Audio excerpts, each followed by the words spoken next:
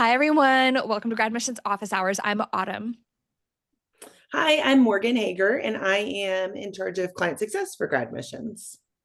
Hi, I'm Logan, and I help Autumn with medical school admissions. Today, we're going to talk about MD career services.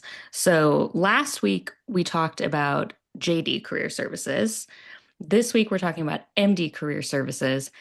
Last week, we had fantastic, salacious stories that I haven't stopped thinking about. They left me speechless. And this week, we have none of that. Just the facts. Apologies that this is going to be very square. I wish I had as many good stories as Morgan and Autumn do, but when it comes to career advising, it's not that interesting, but very factual, very helpful, possibly strategic. So That's so funny to me because when you talked about, oh, we're going to have an episode about med school career services, I sort of thought, like, are we also going to talk about Bigfoot and the Loch Ness Monster? Because it doesn't sound like a real thing. I don't disagree with that statement entirely. Okay. So the thing, I've said it before, I'll say it again. The thing is, if you know one medical school, you know one medical school. That Mm. is like an adage in the medical education space. Everyone does it different. There are a few through lines, which we'll definitely talk about today.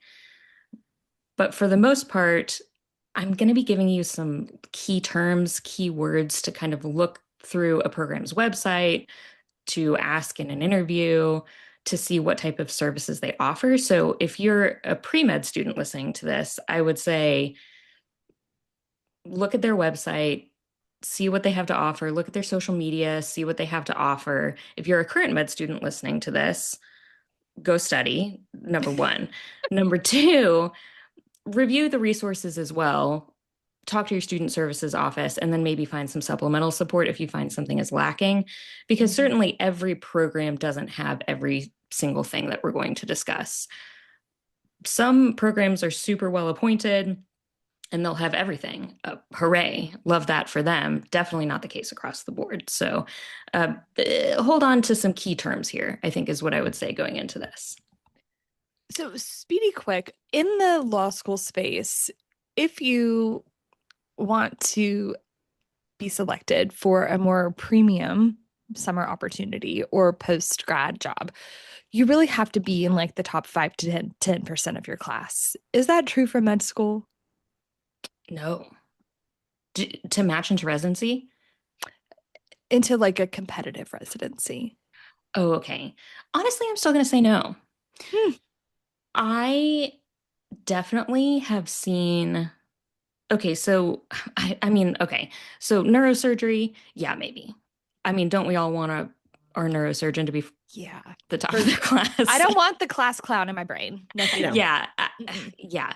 Um, so okay, yes. Are there some tippity top dermatology? That would be another one. Although I have seen a second quartile student match into dermatology, which would not be top of the top.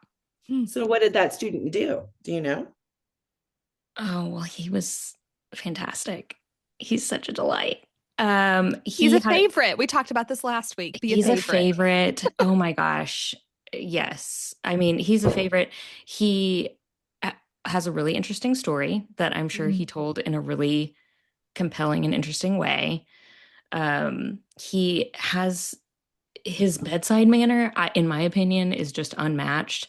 Mm. But he did also have a lot of research, a lot of um, outside activities, an advocate in the community, above and beyond on the Mhm. extracurriculars as well, I will say.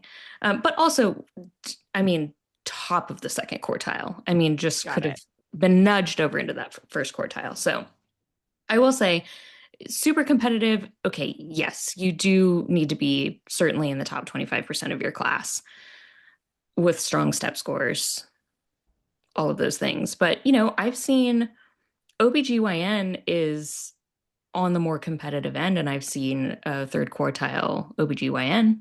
match. So, again, over the top on the extracurriculars, lots of experience. More of a non traditional student, had a career path before. Mm. So it's not as cut and dry I as see. law.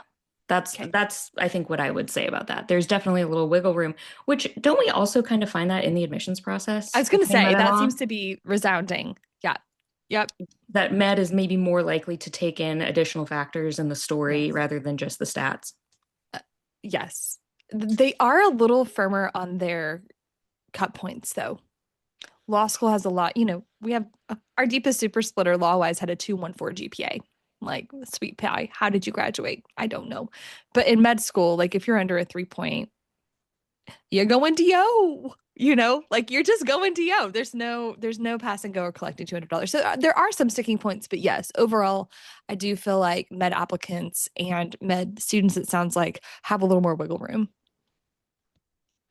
So MD typically refers to this process that we've referred to as career services in the JD space as more career advising. Mm, That's kind of the double AMC's word for it. I would say that's what most medical schools use. Um, Here's what I feel like I saw the most where I worked, and then also just in online spaces, Reddit, for example. There is a mismatch between what the students expect is going to happen when it comes to career advising and what actually happens when it comes to career advising. mm. I don't think what actually happens is wrong. I just think it's the mismatch that can be deadly and kind of create some hostility on the student's end. Hostility. Okay. I think they expect this individualized, bespoke, hand-holding experience where the College of Medicine is going to walk you through every step of the phase personally. And Mm. that honestly is just not realistic. I don't know where that would be realistic, truthfully. At grad missions. Oh, well, yes, of Yeah. course, at GradMissions. That would be realistic at GradMissions. But within your medical school, you Mhm. you have to advocate for yourself, right? No one cares more about whether you get a job than you. And so, Ooh, Logan. Yes, that's so true. right? And Mhm. so you have to make sure that you are well informed with what options are available to you. So I'll go through where you might find some of those options. Most schools kind of have an amalgamation of all of these different things. They might be through, they might have an actual mechanism, or it might just be find it on your own, which is my least favorite mechanism, but a mechanism nonetheless. Sure. So we'll start in what actually is the most formal and yet what students least often consider to be career advising, which is through the curriculum. Mm. So in Like preclinical curriculum? you can find it in preclinical Okay. curriculum. What do So we as mean by preclinical curriculum? We hear that a lot. oh sure, preclinical curriculum and clinical curriculum.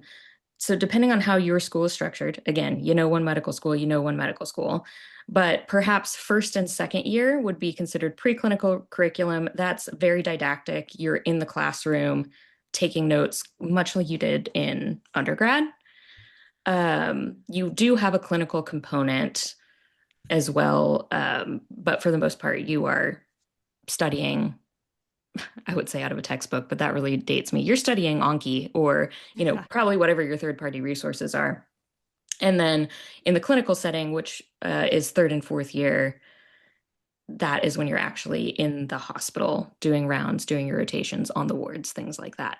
So it might sound like you wouldn't have any career advising in the preclinical, but if your school has learning communities or something like that, Mm. where you're meeting in a small group capacity in the first and second year, that is often a place where they're going to infuse some career advising. Even if they don't literally infuse career advising, you probably have a small group leader that is a physician. Let's take advantage of the relationship, Yeah. right? Yeah. Let's find out how that person came to where they are today. What was their journey? Also, in the first and second year, you probably have a lot of guest lecturers.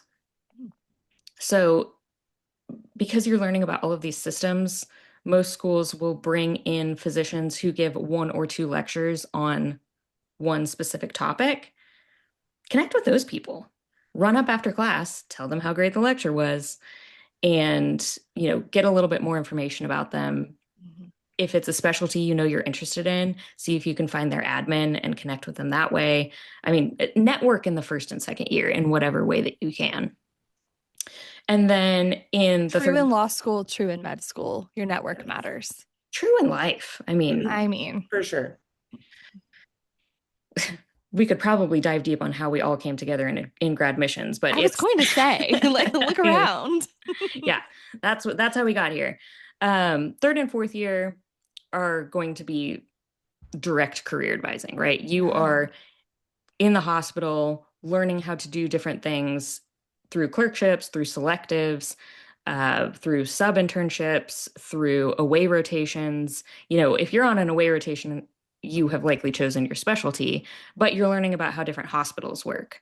yeah. I mean, that's What's a an away tough. rotation? It's like study abroad, but domestically? Yes, kind of. Okay. Yeah, you would do a 4-week rotation somewhere else other than your home institution. Oh, cool. Strategically, maybe you would want to do an away rotation at some place you'd really like to match. That way they're familiar with you. Ooh, It doesn't always work out that way. It doesn't have to work out that way. But strategically, if you could make that happen, that would be awesome. I see. So an away rotation, it does it have to be in the state that your institution is in or anywhere? Anywhere, Okay. anywhere. Anywhere that uses the program vSLO, which is a double AMC product. What I've also said this before, what medicine lacks in creativity, it makes up for in specificity. And so all of their programs have just not, they're not even acronyms, they're just letters that you say together. Hmm. But Hmm. that is like a platform where you can go in and apply to a visiting rotation at another school. It's honestly, it's kind of similar to the match in how formal the process is. Um, Really? yeah, it's Okay. not. I mean, I wouldn't say it's competitive like the match. It's not tied to like, oh my gosh, if I don't get this, what am I going to do? But in terms of how the process works, it is kind of similar. Um, so away rotations are a great opportunity to step outside of your box, find out how another hospital system works. It also just teaches you kind of adaptability and how to be uncomfortable because you show up as the new guy for 4 weeks, new gal. And I mean, think about how stressful it is to find parking for like your annual appointment at a Yeah. hospital, Yeah. right? I mean, even just down to those little things, like how to manage your anxiety in a new situation, in a new place. But usually these are 4-week rotations. So you're essentially living in another city for 4 weeks. And then, if you're going into ortho, I mean, you might be living in another city for 3 months because you might be doing 3 back to back, probably September, October, November, maybe August, September, October, where you're just kind of traveling across the country, staying in Airbnbs. There are some online services, uh, rotator room or room, something like that. We if there are show notes, we'll put them in the show notes. But that's kind of how students do that and stay in different places across the country. But that's another great example of career advising where you are learning in different settings, even if you've already decided what specialty you want to go into. Um, there are also co-curricular opportunities for career advising. So those are things heavily handled by your school, but not necessarily within the curriculum. So your student services office, or if you have a career advising office, congratulations. Uh, Most of the time, it's going to be probably the student services, student affairs office. They're going to put on workshops for you. At the time that they happen, you're probably angry about them. I was gonna say, I only ever heard people grumbling about those experiences. Yes. Logan's sigh is everything. Yeah. I don't blame them. Okay. I don't blame them. I mean, I don't know. I'll go eat free pizza anywhere. But when you have a million other responsibilities, I do understand how if you are not ready to receive the information, it is incredibly burdensome. My toddler feels that way. She was not Well, open to the instruction of we're wearing Valentine's Day colors to school today because that's the day it is. And she said, I will wear orange. So she had other ideas. She wasn't ready to intake that information. I get it. I just get it. But it is important. Yeah. hopefully your school in this day and age post-COVID records it and maybe makes it available to you.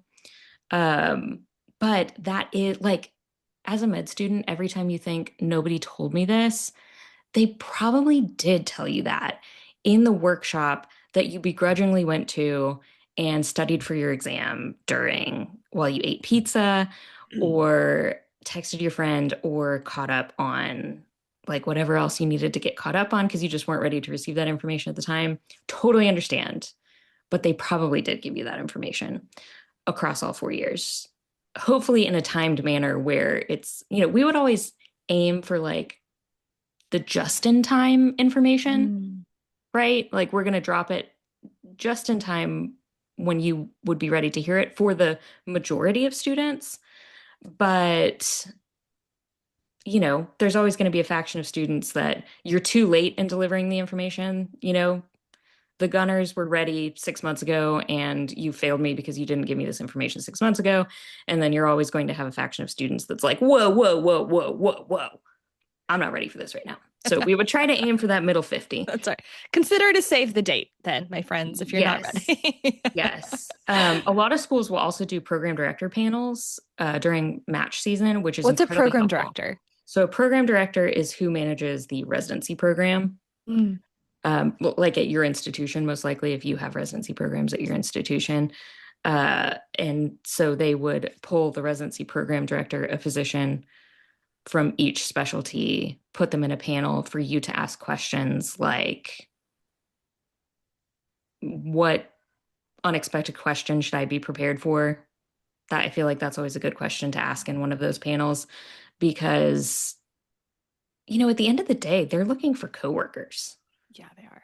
right? In the residency. I mean, they're looking for like, who do I want to be in the trenches with? And so they want to know about the guitar that's hanging on your wall, in your virtual interview. And so, be prepared to answer those questions. Those are always helpful workshops that I do think students find valuable and really look forward to. Specialty mentors, this is a question that I would ask or find out if you're a pre-med student.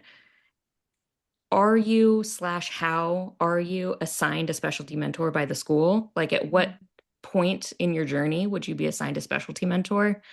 Meaning a physician who is working in the specialty that you would like to be a part of. Um, is there an actual mechanism for that? Are you supposed to go out and find it on your own? Hopefully, there's a mechanism for that. You should also meet your student affairs dean. Mm. They're going to be writing your MSPE or dean's letter. And so you would like them to know you for a positive reason. So why don't we start when we have nothing to explain, Yeah. and just, meet the person. But your dean, most likely, especially early on, could provide you just some base level career advising about what should I be looking for? How should I be approaching this process? Mock interviews, if they don't do it through the student services office, there's probably a campus-wide career services potentially that could do a mock interview. Some schools have also invested in like AI technology, like Big Interview is an example, where they have actually like cherry picked interview questions for specific specialties. Again, it all depends on what's available at your school, but you could easily Google to see what's available or go ask your student services office. And then there's extracurricular. And so I actually feel like extracurricular is doing the heaviest lift most of the time on Mm. career advising. So this is often run by students for students, which I do find that medical students love to complain about, but also love doing. They love providing a service to their fellow medical students. Yes, they do. And it's great because it is the most current. I was blown away when, I worked in a law school for 8 years and then I moved to med. And these students would be up at 7 a.m. on an interview day on a Sunday with coffee for everyone who was there. Homemade, one of them would have made like homemade banana bread. They are in their little white coats, dressed to the nines, full hair makeup, ready to sit and talk to our students between med school interviews as a student panel. And They would serve on the interview committee, like willingly up at crazy. I'm like, why are you doing this? Like law students would never, would never. They're a special breed. They really are. Yeah. Yeah, they really do love to invest in the future generation, Yeah. whether that be the year behind them, people they'll never meet. I really have not experienced that anywhere else other than the med school space, which Yeah. it really is cool. Um, so some of those extracurricular things to look for. I'm going to start with what I feel like is the most important one to find out what the mechanism is, which is Mm. shadowing. I have mentioned this with research before as well. I would find out from a medical school what is their mechanism to connect you with shadowing opportunities. Are you out there on your own? Are you cold emailing physicians to see if you can come shadow in their clinic? Good luck with the surgeons. Or is there some type of built-in mechanism for you to experience, especially early on in MS1 and MS2, particularly in MS1 and MS2? Is there a built-in mechanism either by students or by the school for you to be able to, on a regular basis, go in and shadow a specialty that you're interested in? If there isn't, it's still possible. But if you have the opportunity to attend different medical schools, if you are accepted to multiple medical schools, that is something I really would look into. Interesting. Same with volunteering, honestly. Is there an actual mechanism to connect you with places to volunteer in the community? That is often student run, which is great, Mhm. but an important part of your match resume as well. Mhm. Let's see what else. Okay, interest groups, doing the heaviest lift, join a specialty interest group early, as many as you think that you might be interested in. Truly, like whenever they do their interest group fair or the first week of school, hop on in. This isn't like undergrad where you're going to have to go to a meeting every single week. You're probably going to 2 meetings a semester. So this isn't crazy, but it is going to get you connected into the community you want to be connected to. Overjoin, in my opinion. I would, if you think you're interested in primary care and you don't know exactly what direction, join every primary care interest group. If you're pretty sure you're going surgical, join every surgical interest group. If you don't know exactly what direction that you're going to, it'll put you in contact with physicians. They'll do panels.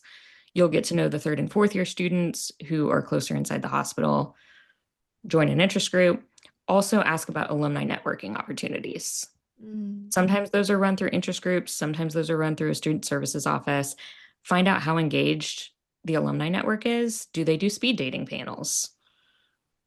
That helps you find out more about what it's like to work in private practice. You're going to have infinite opportunities to know what it's like to work in academic medicine. Yep. But if you want to know what it's like to work in a private practice, alumni from that college are the best way to find those opportunities. Yep. And that was something that we looked for last week too. How involved are the alumni? Because it's a pretty good indication of how they were treated at the school, what their student experience was like. When you have a positive student experience, you want to give back. Sounds like that's also true at med school. Yes, I will say what I found is that most people give back to their residency program. I see. I And they see. don't often go all the way back to their UME Okay. experience. But if you're out there and you're listening and you got extra cash, you should donate to where you went to medical school. They would very much appreciate it. Yes. Um, okay, and then the last thing I'm going to say is about national resources. Okay. So the AAMC has something called Careers in Medicine. You could go look at it now on the AAMC website. You don't have access to everything, but you have access to several things to see at least what's out there. They have quizzes that you can take, interest surveys, things like that. It does kind of walk you along the journey of a med student in Careers in Medicine. There's also,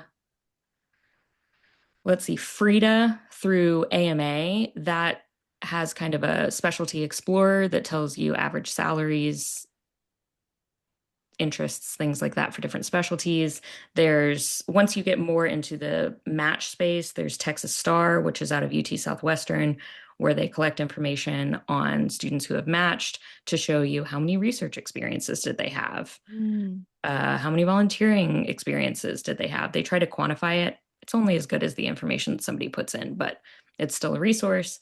And then I actually think one of the most helpful things is from the NRMP, and it is called Charting Outcomes in the Match, where Mm. every year they go in.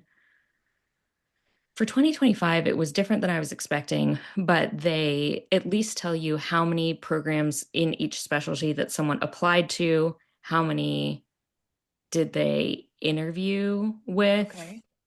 and then different demographics for each specialty. If you go back to 2024, it will also show you some curves on like interview offerings and step two score. I didn't see that. Interesting. Yeah, I didn't see that on the 2025 version, but so I don't know if they're just trying to dial that back because people will take that information literally. And, Mm. as we discussed, there's a little bit more gray area.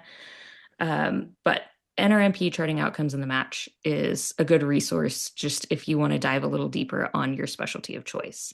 Mhm. So those are some key terms to be looking for on websites and in your interview when you talk to third and fourth year students about what a program might have to offer you and how Okay. you can most take advantage of what is available to you to carve your path. I think the most important thing is you don't need to panic on day one about having, the right things on your resume, but I do think it's important to be strategic and make sure you know what resources are available to you. Fabulous questions as you are visiting med schools that you've been admitted to. As you're talking to a student panel, if it's a virtual interview day, a lot of times in the holding room, the waiting room before you go into your actual interview or after your interview, there will be a panel of students. Great things to ask, right? Yes, ask them like, where people live, where they park, where's the best place to grab a late night meal. But it sounds like these are some real rubber meets the road decision factors that you should consider when you're choosing your med school. Absolutely. My final piece of advice always is to be on the buddy system at medical school. Mm. If you know that you are someone who frequently does not know what's happening, we love you anyway. Find yourself a buddy who does know what's happening and let them help you guide yourself along the path. That is my piece of advice to every medical student. GradMissions is also here to help in this space. If Yeah. you find yourself in this circumstance, we actually have an activity tracker that you can use during med school that you get for free if you work with GradMissions and match into a residency, or I'm sorry, uh, go to a medical school. What am I trying to say? When? Once you're admitted as an Once you're alumni admitted. of our Yes. curated application experience, we have a residency tracker for your activities, and it's modeled off of the ERAS activities and experiences. And so you can start optimizing that and building it. How many of you who are working with grad missions, when you got your activities and experiences tracker to record for double AMC, were like, oh, I wish I'd had this when I graduated high school so I could fill it out? Guess what? You can have it when you start med school so that you don't enter ERAS unaware. Yes. Okay, well, I'm sorry that I didn't have any good stories. I do feel like this had a lot of good information. Yeah, it did. It did. It did. And I feel like we need a lot of notes from this. There's going to have to be a lot of notes because I feel like there was so much information and so valuable. And I think there are some things that are transferable back from law to med. I think the buddy system is a huge one. Mhm. Some of my most successful law students probably would not have been successful had they not been in the buddy system. Yep. And I would assume that's probably the same with med students as well. That's right. Definitely. No matter how diligent you are, there's always somebody more diligent. Go find them. And why go through it alone? Why That's not right. get a buddy? That's right. That's right. And both of these fields, there has to be relationship, there has to be network, there has to be connection. This isn't high school, this isn't even undergrad, right? Everyone in your med and law school class is used to being the smartest person in the room. And so when you buddy up with them, then you have the two smartest people in the room.